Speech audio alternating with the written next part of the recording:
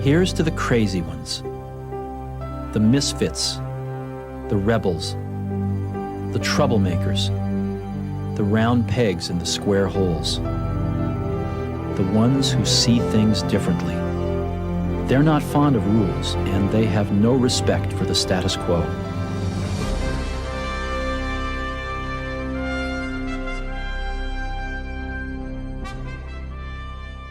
Welcome, everyone. We are at Comic-Con, Your Creativity. We are here with Chris Bodily. He was one of the first the blogs that we did back when we started back at as a blog back in January. Chris, how are you today? I'm doing good. How are you doing? I'm doing well. We just you just finished at your panel. It was frequently asked questions of artists and illustrators. Were there any questions that you were expecting that didn't get asked? I think one of the reasons that I wanted to do the panel in the first place is that I know that when I was a younger artist wanting to get into the business and do it professionally, there were so many things I didn't know. And so, I think more than anything, I wasn't expecting anything, but I knew that there were people that had questions, so really it was all about just like finding out what people felt that they didn't know. So yeah, I actually learned quite a bit because I'm 7 years into graphic design, and I've mostly been freelance on my own, like you have been. So it's a lot of learning on my own, and I thought it was really interesting that way. I didn't want to steal any of the time in the panel, but one of the questions I had is, I draw quite a bit, and picking what type of pieces that might be good that people might actually want, and where to get things printed. Yeah. Well, as far as that goes, for a long time you think you can predict what people are going to like, or sometimes you try and cater what you're drawing to other people, but really when it boils down to it, there's no way of knowing what will resonate with other people. So actually the best mode of creating work is creating the type of work that you're excited about and that you're passionate about. And if it's not widely accepted, right, there'll still be a handful of people with whom it resonates, right?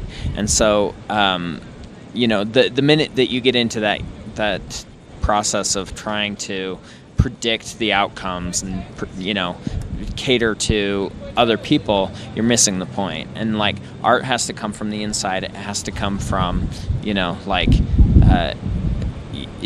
art as a unique voice, and that's what people are looking for is that unique voice. Because if it was something that they could have thought of or that they could have created, then they would do it themselves. And then the prints, you get your prints done through is a Hive Gallery. No, actually, I go through a local printer. Really anyone that any print shop. I find that local printers are a little bit easier to work with, just because you can get more attention, and if there's problems, they're usually more willing to help you troubleshoot through the printing problems and things like that. And so I've gone through a few different places, but typically I've had the best results from just small press local. I live up in Ogden, so I use local Ogden printers. But I think if you take something someplace, do a sample, and see if the type of work that they do reflects the look of and feel that you want your prints to have. Is there anything you'd like to add, like some unique experience you had here the past few days, or anything like that? Yeah, it's been a fun con. This. Traditionally, I've come and done a booth through the Hive Gallery. They represented my work for a long time, but this time around I did the booth with my wife, and it's a rewarding experience because she's my partner, she's my and to be able to work with her has been a really rewarding experience. So And she's an artist herself, right? Yes, she is, and actually, as we're moving forward, we want to do more of do some shows with just her work, because to kind of give some diversity. And like when you're pursuing your dreams, it can be a lonely island. So you want to, I want to make sure that I'm encouraging her dreams as well as my own. All right, we are back at Comic-Con. I am here with Paul Draper. He is the guy that helped us start this whole Your Creativity thing. He was our first blog guest, and now we have him live and in person. How are you today, Paul? I'm live and in person. I'm so happy. Far better than the alternative. Then dead and somewhere else. So you've kind of been the king this time around. You've got some of the bigger panels. Millie, who is 11 on Stranger Things, and then Dranny Trejo, and then your own show. In the Grand Ballroom, the big room. They split it up. They've had it split up in the past, but they opened it wide up this time. Tell us about. Let's talk about Millie first. What kind of research did you do talking to her? Did you run through the whole series really quick? So, yeah, when I choose to be a moderator, it's my goal to make the focus on the celebrity and their relationship to the fans. So a lot of people, when they want to interview a celebrity, they want to go in dark places. They want to talk about their sort of intense things about their history. But this is a celebration of the person. This is a celebration of the person and a celebration of the fandom. So, of course, I watched all of the Stranger Things episodes. I watched her on Hell's Kitchen. I went and found Alice that she was in, just to get a real background. Watch some of her YouTube channel or Instagram. I'm certainly on the CIA watch list for stalking Millie Bobby Brown now. But I really went deep into her background so I could understand. And it's amazing what this girl has accomplished in her level of fandom in such a short period of time. People have really attached themselves to this show and to this character that spoke very few lines but had an old soul and really spoke to the core of who we are. And we had almost 5,000 people show up to see a girl who was born in 2004. That was 10 years after I graduated from high school. Thank you for making me feel old, Paul. Yeah, her fandom is incredible. As an artist, I'm always looking around at other, artists and what they're working on, and there is tons of fan art out there. And then at the con here, there's, costumes everywhere, even guys dressing up at 11. Can you, off the top of your head, can you think of any recent, kind of fandoms that's hit at that level recently? Let me tell you why I think that character has had so much fandom, because we can insert ourselves in that place, right? We love Darth Vader more than Luke Skywalker. Sorry, Mark Hamill, who's here. But we love Darth Vader because when he has the mask on, we could be him. We can imagine ourselves as this person. They never say anything to dissuade us, right? We love R2-D2. We love E.T., right? And there's something about 11 saying little but feeling deeply and experiencing these moments as the stranger in the strange land who's had a rough past and is trying to make a better future that all of us relate to. And we all look at our lives and say, I've had a rough past, but I'm going to make the future better, and the world is scary and strange, and I make new friends, and I'm willing to fight to defend them. And so it's really a character that pulls on our heartstrings and that we care about and relate to. In the same way we care and relate to the Minions on Despicable Me, or we care and relate to Wall-E in Trash Planet. I mean, that was the original name, was going to be Trash Planet of Wall-E. Or even Groot, who only speaks, 1 to 3 words in a film. Right. Groot, who we follow his journey, we relate to him, we emote to him, we can put our own emotions into him. And 11 gave us the same thing. Not to pull anything from Millie Bobby Brown's acting. I think she's incredible. She carried that film without saying many words, like a silent film star of old. But I think that we really pour ourselves into characters like that. Agreed. Another big panel you had was Danny Trejo. Now, I'm not going to ask you about the question about getting deep into his library because you didn't have that much time to prepare. What were some interesting things you found out about him, leading up to that? Right. I had a couple of my friends and colleagues do some research for me on Danny Trejo and send me questions and insight articles. He's been in over 320 films and television shows. He started acting when he was 40, and he's now 74. So to go from one of the youngest panelists to one of the oldest panelists, right, boom, boom, in the same day was fascinating. His depth of life experience, that he was in solitary confinement for many months. He had a 5-year prison sentence, and that was just one of his prison sentences. He had been on death row, gas chamber row charges 3 times in his life, and came out of that to become a drug counselor, to now be a restaurateur owning Trejo Tacos in 3 locations in L.A., being in all of these films and TV shows, and one of the most recognizable faces in modern media. He's a fascinating guy. I was surprised at how much kindness he had backstage versus how intense his characters tend to be. Exactly. Speaking of his taco place, have you gone to any of those locations or tried anything? Now, I have not yet been to Trejo Tacos, but we talked backstage. He's a fan of magic, and he wants to come and see my show at the Magic Castle in Hollywood. I'm performing in Hollywood for all of Halloween week, October 21st through Halloween. I have a show right there on right off of Hollywood Boulevard on Franklin at the Magic Castle in Hollywood, and he's going to come up to see the show, and he's going to take me down to Trejo Tacos, and I'll try some of the food. He said that his own favorite tacos from his place were the cauliflower tacos with tofu, but he said don't tell anybody that. They need to think that his favorite are the raw beef with blood. Yeah, because when you look at him, he doesn't look like a cauliflower type of eater. And those dates you mentioned, I'm going to be there through the 23rd, 14th through 23rd. So make sure to bring a suit, because you got to have a suit. Okay, I'll bring one.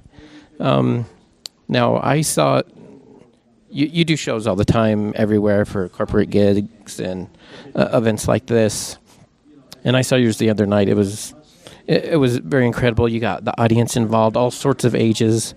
In those type of interactions, do you have a favorite trick that you like to do with younger kids or older people to kind of bring something? I tripped over my sentence, but you got what I was getting at. I mean, when you think of just my last week, in the last week I had 3 shows at the Orleans Casino in Las Vegas. That was last weekend in the 850-seat showroom. The week before me was Air Supply. The week after me is Don Rickles. The week after that is Dennis Miller. Right? It's the theater of has-beens and might-be's. I'm hoping that I'm the might-be.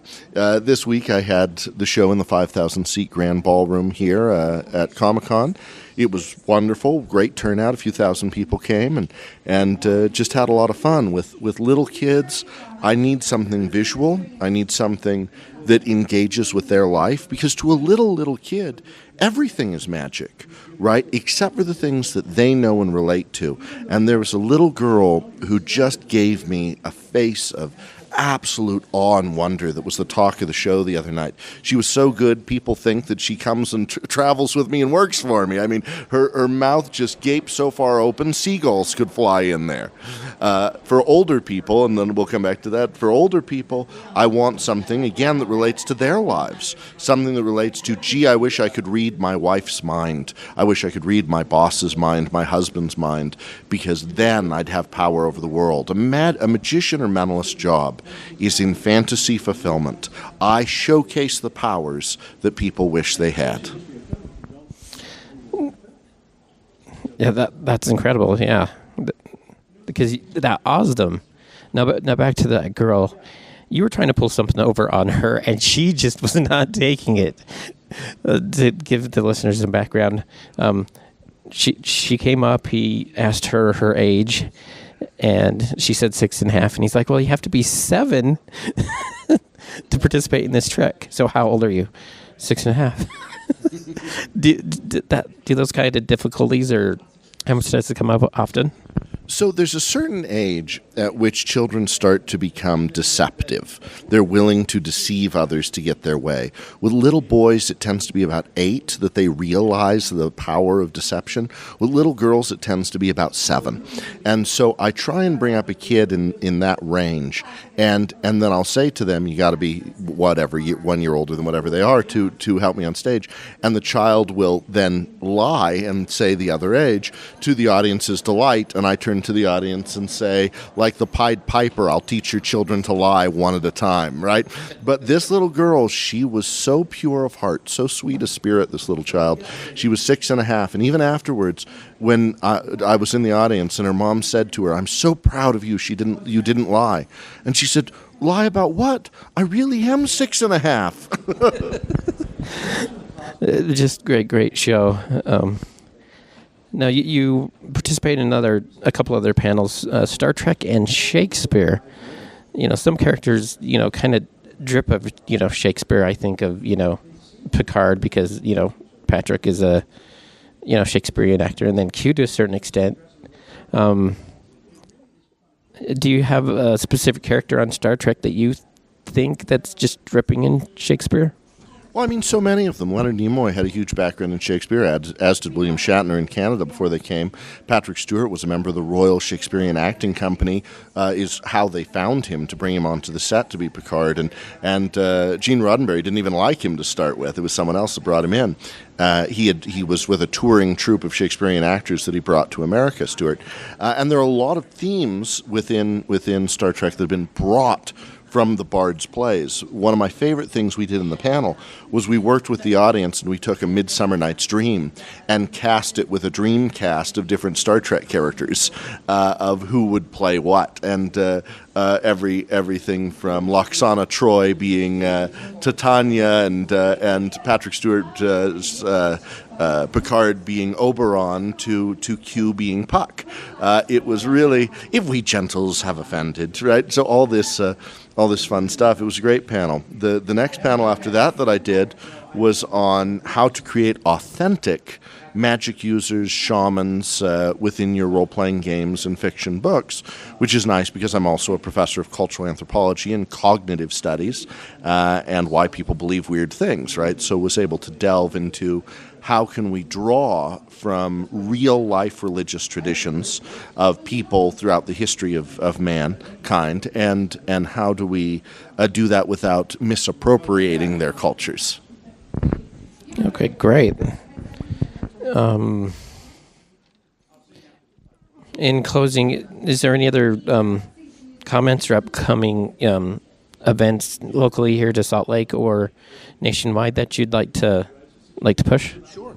I've been helping out with the design of Fear Factory Haunted House and also the implementation and training of the actors and management there. That is one of the top 10 haunted houses in the world, according to Travel Channel, so that's going to be opening up soon. Since I have a Halloween birthday, that's important to me.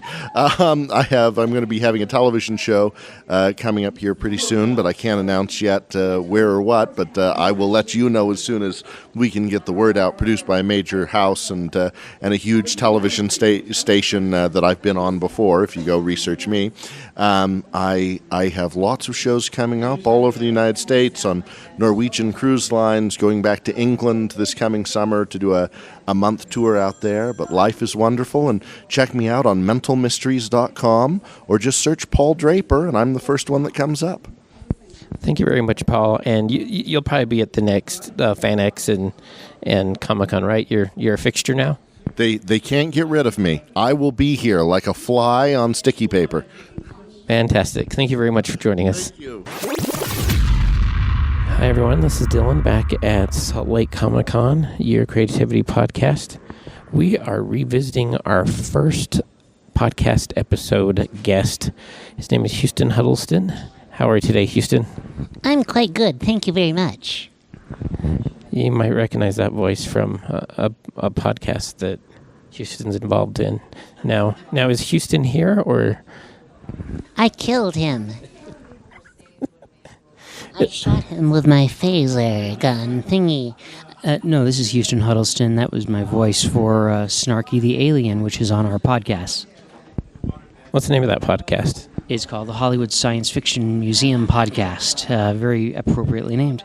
Now, the first time I met you in person was the last time you were here at Salt Lake Comic Con, and you worked me to death at your booth. I survived. You survived. What other cons have you been around to? Well, after working with you, I never wanted to do another con. No, I that was 2 years ago, and it was I had a lot of fun. The one thing that didn't work had nothing to do with Salt Lake City Con or Dan Farr. It had to do with the shipping company that brought our bridge. When they pulled open the doors, it was in horrible shape.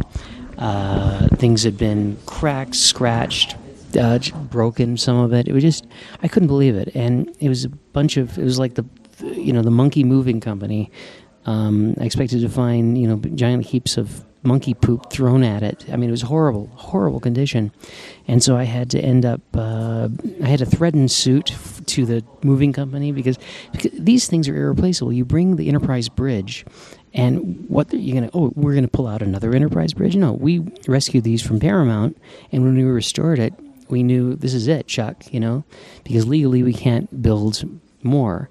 So after that, I learned a very important lesson. Number one, never to use the monkey moving company. And number two, to get our own van, which we did. We got an oversized cargo van that's being used for the Sci-Fi Museum and for our horror museum. And that's what we took here. So we brought less pieces because of that, and also because we had a 10 by 20 instead of a 20 by 20. But it's, I love this convention. I love Dan Farr. I love the city. I also really dig the. I've met the governor twice. I've been to so many conventions. You're lucky to get a friggin' mayor to show up. The state governor to show up and have dinner with Bill Shatner and this sort of thing. That's a huge deal. I wish we had that kind of support in California, which we don't, unfortunately. I'm hoping to change that.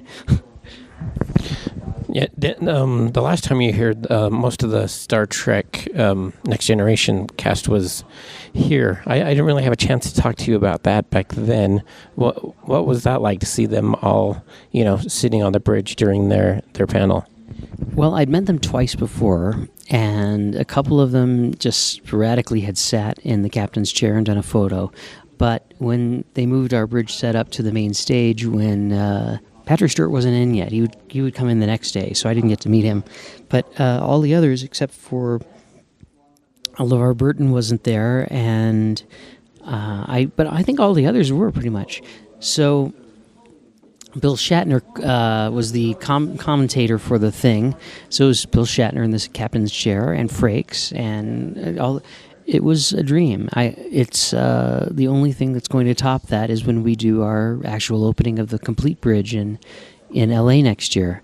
But that was phenomenal, and I have nothing at all bad to say about this convention, nor Dan, nor the governor, nor any of those, because that doesn't happen. I've been to all of them. I've been to, all the biggies. I've been to Comic-Con 4 years in a row now. In San Diego, and top of the tops. And as far as kindness of the people and the kindness of the fans and the people running it, there is no better con than Salt Lake, honestly. Stanley had that same comment when he was here, so you're in good company with that compliment. Is there any new updates since we last had you on the podcast with the sci-fi or the horror museum? Well, with the Sci-Fi Museum, we're just doing all the work that it's going to take to raise the money to do that tour, which is going to be a bit over about $1 million, we're saying.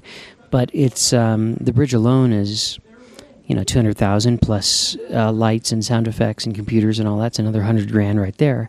Plus the party that we're going to do with all the cast is another $100,000. So that stuff adds up, and people sometimes have the misconception of, oh, you keep asking fans for money. We haven't asked fans for money since our Kickstarter back in 2012 for the bridge. So when we do these conventions, whatever bread we get from donations goes towards our coming here. But we don't really make a lot of money. It's more just goodwill and meeting people and introducing people to what we're doing. But the big corporate sponsors is what we're going for. The people tied in with NASA, Lockheed Martin, SpaceX, Boeing, Google, Microsoft, all those biggies, as well as smallies as well. Anyone who might be interested in space science fiction, teaching of real space and science through sci-fi, as well as the history of science fiction in general. Now, for the horror museum, that thing has grown leaps and bounds, and I think it's mostly because we know what we're doing now to a certain degree, which we didn't when the Sci-Fi Museum began. We're getting some props from Walking Dead that we'll be taking to other conventions, specifically Walker Stalker. And I just met another Walking Dead actor. He's the guy who played the guy who had the son, a black guy whose son died, and he's now one of the main members of the crew on Walking Dead. He's British. Almost every actor on that show is British, and it cracks me up. It's so funny. But Greg Nicotero's on our board of directors for the Horror Museum, so that really helps with the communique with the Walking Dead actors.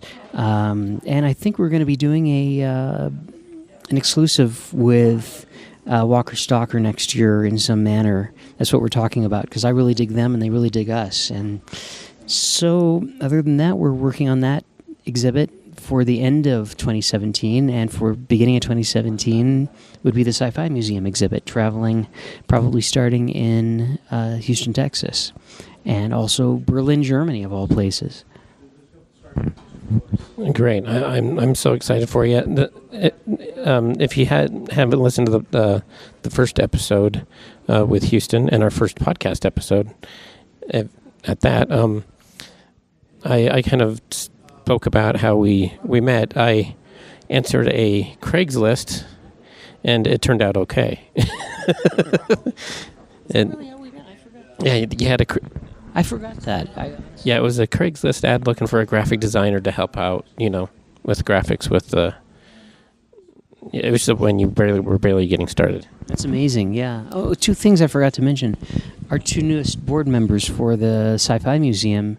One is Tom Spina, who is an incredible restorer of Star Wars masks. He did all the Creature Cantina redone Rick Baker masks, and as well as many, many other classic, irreplaceable props he's restored.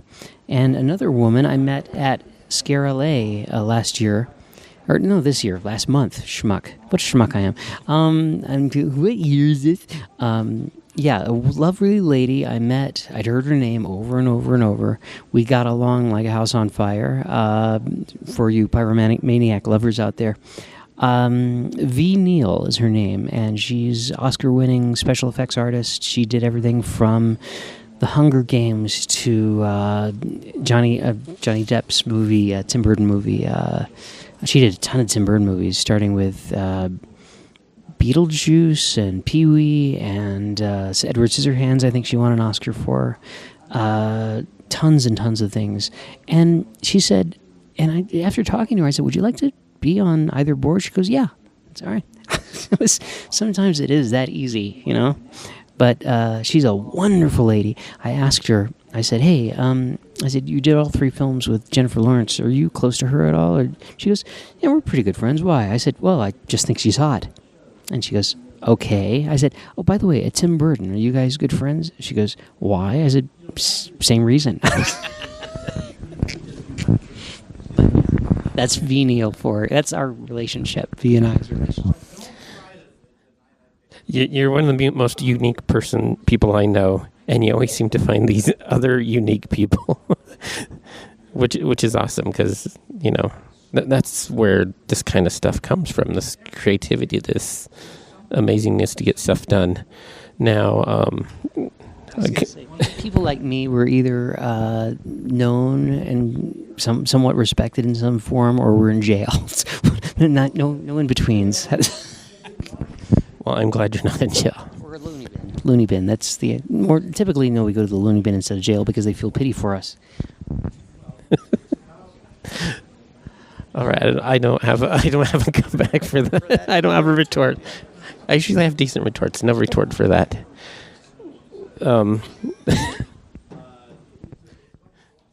Star Trek Beyond. What did you think? Oh, that was excellent. It's by far the best of the three. It got it. You know, they actually got it, and it seemed to be made by someone who actually had seen Star Trek before, and not just tried to remake Wrath of Khan. That's my honest opinion. Now, I think it's been long enough, so I feel safe talking about this scene. So the scene is Spock is looking through the box that he got from Spock Prime, and there is the photograph of the original crew. Did that make you well up with tears like it did with me? No, because I'm a real man. Yes, I did. Of course, I did. No, I saw it at Comic-Con. I snuck into the big premiere where they had these fireworks and a light show, and Nichelle Nichols got up on stage, and so did the cast of the movie and all this stuff. And no, I got very teary during that, and I got teary when they first said that. Early on, he hands him a photo of Spock and saying that he's passed away, and so it's like, oh God, hitting reality. And then by the end of it, of course, I've never seen so many Trekkies cry at once. But something else I want to say that no one really knows about unless they were there. When the cast came out before the movie, and they all talked about not Leonard, but I'm trying to play Chekhov. Yelton? Right. And they talked about what an incredible shock and what an absolute waste it was to lose him, and how much it meant to them. And they all took a moment of silence. The cast, Chris Pine, there were at least 5 of them, the main cast members. Girl plays Uhura, the guy who played Carl Urban, and Spock, and they all just stood in a circle, hugging each other, and some of them crying, and there was just such love there. That really got to me, and I wasn't tacky enough to take a picture of it, but that really showed you where they were at. That really did. And also that had just happened. That had just happened a few weeks before that premiere. So yeah, that I have tons of respect for that group. I've met Carl Urban. Carl Urban's a great guy. But if I ever meet the others, I'll be proud to shake their hand. Yeah, it was like lightning striking with the original. The casting and how they've been drawn together with each incarnation has just been amazing, and this, especially this new cast.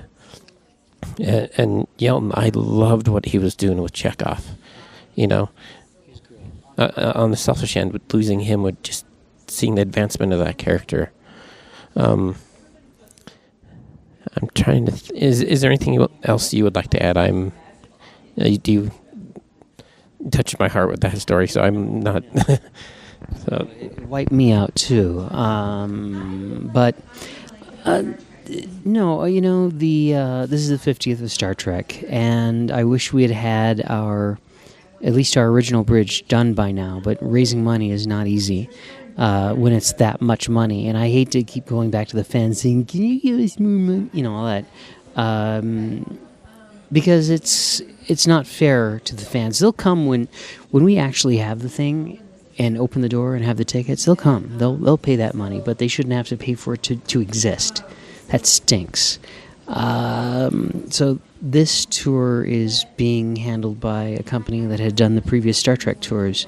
back in the 2000s, and King Tut and Titanic and all this stuff. So they know what they're doing, and they promised us a certain amount of money, just going from logistics and business plan per month, so that in a few years we will have the money to open our permanent museum in LA. And that's our whole point. That's why we're doing this, but also because we want to bring our museum to places and people that aren't able to go to Los Angeles. You know, they may be handicapped, or they may not have the money, or for whatever reason. And to bring it to them is such a special thing. I just want to end with this one story. There's a little girl I met, and her father. She dressed up as, now if that one didn't touch your heart, this one will really blow you away. She was in a wheelchair, and he built her wheelchair into a TARDIS. And so he dressed up as Matt Smith, Doctor. And so I said, "May I take your photo?" And he says, "Oh, please." A little 10-year-old girl took the picture. I posted it on our Facebook page, our Enterprise Bridge restoration page, and it went global. But my post on that was best dad ever, to do that for his daughter. Someone on that page is one of the producers of Doctor Who, and one of our followers. I didn't know it, and said, "Hey, do you know who that person is? We want to do something special for her, and have Matt Smith and the new companion do something for her." And I said, "I don't know who it is, but it was Phoenix, and it was this and that." So I did a search, and I said, "If you know who this is, please let us know."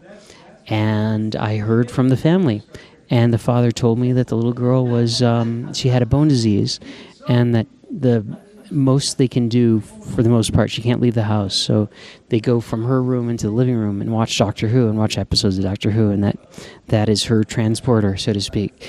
And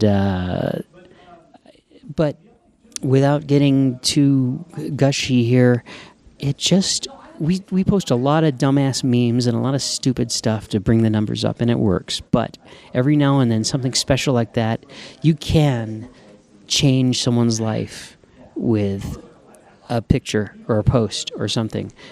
So by doing that, yes, I'm absolutely thrilled that we were able to achieve that, and we wouldn't have been had it not been for everything that's happened up till now, good or bad. But yeah, that one person can change the world. You never know how, but just keep trying. That's it. And you're changing lives, and we appreciate that. Where can people find you online to check things out and to donate? HollywoodSci-Fi.org or .com, or HollywoodHorror.org. And both of them have a store there and a PayPal and all that stuff. If you want to donate, it's all tax deductible.